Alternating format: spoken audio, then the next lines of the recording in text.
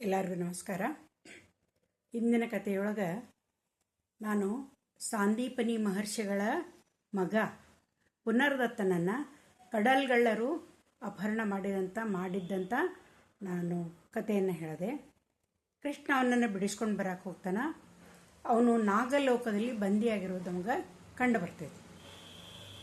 ಆಗ ಕೃಷ್ಣ ಏನು ಮಾಡ್ತಾನಂದ್ರೆ ಅವ್ರು ನಾಗಕನ್ಯೆಯರು ಬಹಳ ಬಲಾಢ್ಯರಾಗಿರ್ತಾರೆ.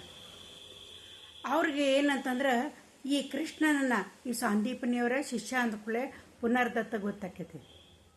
ಅವನೇನು ಮಾಡ್ತಾನಂದ್ರೆ ರಾತ್ರಿ ಇದ್ದಂಗೆ ಕೃಷ್ಣನ ಕಡೆ ಬಂದು, ಕೃಷ್ಣ ನನ್ನನ್ನು ಈ ಸೆರೆಯಿಂದ ಬಿಡಿಸು ಅಂತೇಳಿ ಹಂಗೆಲ್ಲ ಹಚ್ತಾನೆ. ಇಲ್ಲ, ನಾನು ಅದಕ್ಕಾಗೇ ಬಂದೇನೆ ಅಂತಂದು ಹೇಳಿ ಕೃಷ್ಣ ಅವನಿಗೆ ಸಾಂತ್ವನವನ್ನು ಹೇಳ್ತಾನೆ.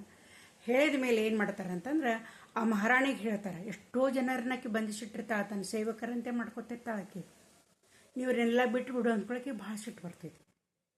ಸಿಟ್ಟು ಬಂದ್ಕೊಳ್ಳೇನ ಅವನ ಮೇಲೆ ಏನಂತಂದ್ರೆ ಆಕೆ ಕದನಕ್ಕೆ ನಿಲ್ತಾಳೆ.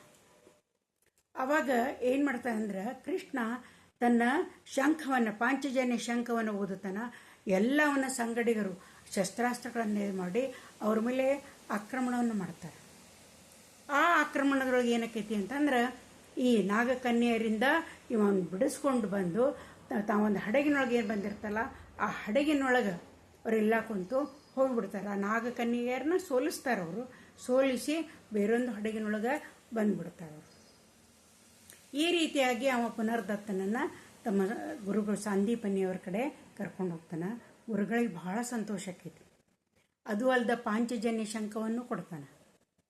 ಗುರುಗಳೇನು ಮಾಡ್ತಾರಂದ್ರೆ ಈ ಪಾಂಚಜನ್ಯ ಶಂಖ ಬಹಳ ಮಹತ್ವದ್ದು, ನಿನ್ನ ಕಡೆನೇ ಇರಲಿಪ್ಪ, ಇದು ಗುರು ಕಾಣಿಕೆಯಾಗಿ ಕೊಡ್ತೇನೆ, ನೀನು ನಿನ್ನ ಕಡೆನೇ ಇರಲಿ, ನಿನಗೆ ಆಶೀರ್ವಾದ ರೂಪವಾಗಿ ಕೊಡ್ತೀನಿ ಅಂತ ಹೇಳ್ತಾರೆ. ಕೃಷ್ಣ ಬಹಳ ಸಂತೋಷ ಆಗ್ತೈತಿ. ಈ ಇನ್ನೊಂದು ಕತೆ ಕೃಷ್ಣ ಸುಧಾಮರದ ಬಹಳ ಮಂದಿ ಗುರ್ತೈತಿ, ಅದನ್ನೊಂದಿಷ್ಟು ಹೇಳಿಬಿಡ್ತೀನಿ ನಾನು. ಕೃಷ್ಣ ಮತ್ತು ಸುಧಾಮ ತಮ್ಮ ವಿದ್ಯಾಭ್ಯಾಸವನ್ನು ಮುಗಿಸಿದ ಕೂಡಲೇ ಕೃಷ್ಣ ದ್ವಾರಕೆಯ ರಾಜ ಆಗ್ತಾನೆ. ಮಥುರಾದೊಳಗೆ ಜರಾಸಂಧ ಬಹಳ ಆಕ್ರಮಣವನ್ನು ಮಾಡುವುದರಿಂದ ಮಥುರೆಗೆ ತನ್ನ ರಾಜಧಾನಿಯನ್ನು ಮಾಡ್ಕೊತಾನೆ. ಕೃಷ್ಣ ಅಲ್ಲಿಯ ರಾಜನಾಗಿರ್ತಾನೆ. ಅವನು ಅಷ್ಟಮಹಿಷಿಯರನ್ನ ಮದುವೆ ಆಗಿರ್ತಾನೆ. ಆನಂತರ ಸುಧಾಮ ಇದ್ದಾವ, ಅವನಿಗೂ ಕೂಡ ಮದುವೆ ಆಗ್ತೈತಿ, ಮಕ್ಕಳಾಗ್ತಾವು. ಆದ್ರೆ ಬಹಳ ಬಡತನ, ಅವನಿಗೆ ಎಲ್ಲಿ ಒಂದು ಒಳ್ಳೆಯ ಉದ್ಯೋಗ ಸಿಗೋದೇ ಇಲ್ಲ.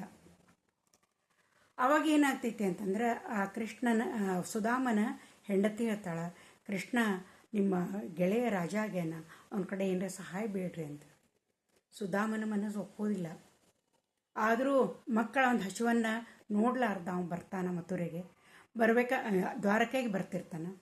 ಅವಾಗ ಅವನ ಹೆಂಡತಿ ಏನು ಮಾಡ್ತಾಳಂದ್ರೆ, ಕೃಷ್ಣನ್ ನೋಡಕ್ಕೆ ಹೊಂಟಿರಿ, ಹಂಗೆ ಹೋಗ್ಬೇಡ್ರಿ ಅಂಥೇಳಿ ಅವನ ಶಲ್ಯದೊಳಗೆ ಒಂದಿಷ್ಟು ಅವಲಕ್ಕಿಯನ್ನು, ಒಣ ಅವಲಕ್ಕಿ ಇರ್ತಾವ ಮನ್ಯಾಗ, ಮತ್ತೆ ಏನೂ ಇರುವುದಿಲ್ಲ, ಆ ಒಣ ಅವಲಕ್ಕಿಯನ್ನು ಕಟ್ಟಿಕೊಟ್ಟಿರ್ತಾಳೆ. ಕೃಷ್ಣ ದ್ವಾರಕೆಗೆ ಬರ್ತಾನೆ. ಅರಮನೆ, ದೊಡ್ಡ ಅರಮನೆ ಕೃಷ್ಣಂದು. ಆವಾಗ ಅರಮನೆ ಪ್ರವೇಶ ಮಾಡಿದ ಕೂಡಲೇ ಕೃಷ್ಣ ಇಷ್ಟು ಓಡಿ ಬರ್ತಾನ, ಸುಧಾಮ ನನ್ನ ಗೆಳೆಯ ಈಗ ಬಂದಿ ನೀನು ಅಂತಂದು ಹೇಳಿ ಬಹಳ ಸಂತೋಷಕ್ಕೈತಿ. ಅವನ್ನ ಅಪ್ಪಗೊಳತಾನ. ನಾನು ಕೃಷ್ಣ ಬಂದಾನ ಅಂಥೇಳಿ ಅವಾಗ ಸುಗಂಧ ದ್ರವ್ಯದಿಂದ ಸ್ನಾನವನ್ನು ಮಾಡಿಸಿ ರೇಷ್ಮೆ ವಸ್ತ್ರವನ್ನು ಕೊಡ್ತಾನೆ. ಆಮೇಲೆ ಅವನಿಗೆ ಪಂಚ ಪಕ್ವಾನ್ನಗಳನ್ನು ಮಾಡ್ರಿ ಅಂತಂದು ಹೇಳಿ ತಯಾರು ಮಾಡಿಸಿ ಬಂಗಾರದ ತಟ್ಟೆಯೊಳಗೆ ಕೃಷ್ಣ ಸುಧಾಮ ಊಟ ಮಾಡ್ತಾರೆ. ಇಡೀ ರಾತ್ರಿ ಮಲ್ಕೊಳ್ಳೋದಿಲ್ಲ, ಇಬ್ಬರೂ ಮಾತಾಡ್ತಾರೆ, ಬಾಲ್ಯದ ದಿನಗಳನ್ನು ಏನಂತ ನೆನಪು ಮಾಡ್ಕೋತಾರೆ. ಬಲರಾಮ ತನ್ನ ಬಗ್ಗೆ ಏನೂ ಹೇಳ್ಕೊಳ್ಳೋದಿಲ್ಲ, ಅವನ ಕಡೆ ಅವ್ನು ಹೇಳ್ಕೊಳಕ್ಕೆ ಮನಸ್ಸು ಬರೋದಿಲ್ಲ. ಮರನೇ ದಿನ ಏನಂತಂದ್ರೆ, ಆಯ್ತಪ್ಪ ನಾ ಊರಿಗೆ ಹೋಗ್ತೀನಿ ಅಂತ ಹೇಳ್ತಾನೆ. ಕೃಷ್ಣ ಇನ್ನೊಂದೆರಡು ದಿನ ಇದ್ದು ಹೋಗು, ಭಾಳ ದಿನದ ಮೇಲೆ ಭೇಟಿಯಾಗಿವೆ ಅಂತ ಹೇಳ್ತಾನೆ. ಇಲ್ಲ ಕೃಷ್ಣ, ನಾ ಮತ್ತೊಮ್ಮೆ ಬರ್ತೇನೆ, ಅದ್ರಿಗೆ ಹೋಗ್ತೇನೆ ಅಂತ ಹೇಳ್ತಾನೆ. ಹೇಳಬಲ್ದಾಗ ಏನಾಗ್ತೈತಿ ಅಂತಂದ್ರೆ ಅವ ತನ್ನ ಶಲ್ಯದೊಳಗಿದ್ದಂಥ ಅವಲಕ್ಕಿಯನ್ನು ಮುಚ್ಚಿಟ್ಕೊಂತಿರ್ತಾನೆ. ಅವ್ನು ಕೊಡಕ್ಕೆ ಮನಸ್ಸು ಬರೋದಿಲ್ಲ. ಆವಾಗ ಏನಾಗ್ತೈತಿ ಅಂತಂದ್ರೆ ಕೃಷ್ಣನ ಗಮನಕ್ಕೆ ಬರ್ತೈತಿ. ಕೃಷ್ಣ ಏನು ಮಾಡ್ತಾನೆ ಅಂದ್ರೆ, ಏನೋ ಮುಚ್ಚಿಡಾಕತ್ತಿಯಲ್ಲ ನೀನು, ಕೊಡು ಅಂತೇಳಿ ಬಲವಂತವಾಗಿ ಅದನ್ನು ಕಸ್ಕೋತಾನೆ. ಆ ಶಲ್ಯದೊಳಗೆ ಬಿಚ್ಚಿ ನೋಡ್ತಾನೆ, ಒಣ ಅವಲಕ್ಕಿ ಇರ್ತಾವೆ. ಅಯ್ಯೋ ಅತ್ತಿಗೆ ನನಗಾಗಿ ಅವಲಕ್ಕಿ ಕಳ್ಸ್ಯಾರ, ನೀನು ಹಿಂಗೆ ಒಯ್ಯಾಕತ್ತಿಯಲ್ಲೋ, ನೀನು ಎಂಥ ಮದಿದಿ ಅಂತ ಆ ಅವಲಕ್ಕಿಯನ್ನು ಸ್ವಲ್ಪ ತೆಗೆದು ಬಾಯಾಗ ಹಾಕೋತಾನೆ. ಇಷ್ಟು ಅದರ ರುಚಿಯನ್ನು ನಾವು ಆಸ್ವಾದನೆ ಮಾಡ್ಕೊತ ತಿಂತಿರ್ತಾನಲ್ಲ, ಅದನ್ನು ನೋಡಿದಂಥ ಈ ರುಕ್ಮಿಣಿ ಮತ್ತು ಸತ್ಯಭಾಮಿಯರಿಗೆ ಬಹಳ ಆಶ್ಚರ್ಯಕ್ಕೈತಿ. ಯಾಕಂದ್ರೆ ಕೃಷ್ಣನ ಸಲುವಾಗಿ ಬಂಗಾರದ ತಾಟಿನೊಳಗೆ ತುಪ್ಪದಲ್ಲಿ ಒಗ್ಗರಣೆ ಹಾಕಿದಂಥ ಅವಲಕ್ಕಿಯನ್ನು ಅವ್ರು ತಂದಿಟ್ಟಿರ್ತಾರೆ. ಇವ ನೋಡಿರಿ ಒಣ ಅವಲಕ್ಕಿಯನ್ನು ಎಷ್ಟು ಪ್ರೀತಿಯಿಂದ ತಿನ್ನಾಕತ್ತಾನ. ಅವ್ನು ಗುರ್ತಕ್ಕೈತಿ ಇವರ ಮನೋಭಾವನೆ. ಕರೀತಾನ ಅವ್ರನ್ನು, ಕರೆದು ಅವ್ರಿಗೂ ಒಂದಿಷ್ಟಿಷ್ಟ ಅವಲಕ್ಕಿ ಕೊಡ್ತಾನೆ. ಕೃಷ್ಣ ಕೊಟ್ಟಾನಲ್ಲ ಅಂಥೇಳಿ ಅವರು ತಿಂತಾರೆ. ಅವ್ರಿಗೂ ಇಷ್ಟು ರುಚಿ ಹತ್ತತಾವ ಅವಲಕ್ಕಿ. ಅವ್ರು ಎಂದೂ ಜೀವನದಾಗ ಅಷ್ಟು ರುಚಿಯಾದಂಥ ಅವಲಕ್ಕಿನ ತಿಂದಿರೋದಿಲ್ಲ. ಇದು ಸುಧಾಮನ ಭಕ್ತಿ, ಕೃಷ್ಣನ ಮೇಲಿರುವಂಥ ಭಕ್ತಿಯ ಶಕ್ತಿ. ಇಲ್ಲಿಗೆ ಈ ಕೃಷ್ಣ ಸುಧಾಮರ ಕಥೆಯನ್ನು ನಾನು ಮುಗಿಸ್ತೇನೆ.